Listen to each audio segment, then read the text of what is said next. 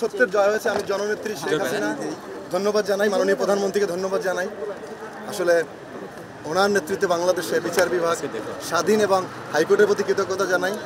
আরও কিছু মানুষ আছে যার নামে বলতে পারবো না, তারা সহযোগ করেছে। আর দুইজন না, অনেক যারা সিনিয়র দেখছেন, আমার সিনিয়র অ্যাডভোকেট আহসানুল করিম, নাহিদ সুলতানা জুথি, শাকিলা আপা, তারপর আমাদের মুজিবুল হক ভুইয়া, আমাদের মিঠু ভাই, মিঠু ভাই, সবাই আমাদের, আরো অনেকের নামে বলতে পারছি না, আমরা সবাই নাম বলছি।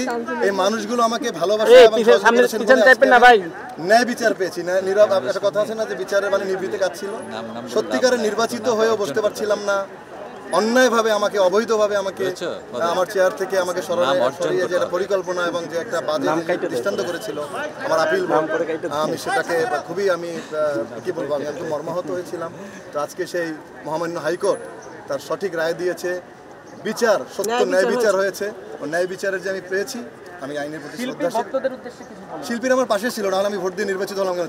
তিনবার is not a matter of, তিনবার শিল্পীদের ভোটে নির্বাচিত। এবং আমার শিল্পীরা আমার জন্য রোজা রেখেছে, আজকেও অনেকে নামাজ পড়েছে নফল, আমার বড় পাওয়া। এবং আমার ভক্তদের উদ্দেশ্যে বলবো, তারা আমার পাশে ছিল, আমার জন্য দোয়া করবে এবং আমি যেন শিল্পীদের উন্নয়নে কাজ করে যেতে পারি, চলচ্চিত্রের উন্নয়নে যেন কাজ করি। আমি নির্বাচিত হয়েছি, আমি জিতেছি, আমার শিল্পীদের আইনজীবীদের সাথে আছি, এটা লিগেল না। আমরা বড় শিল্পী, আমার হচ্ছে শিল্পীদের উন্নয়নে কাজ করি। এই ধরনের যে বিরোধী মানুষ আছে, এই ধরনের চেয়ার নিয়ে একটা মানুষ আমাদেরকে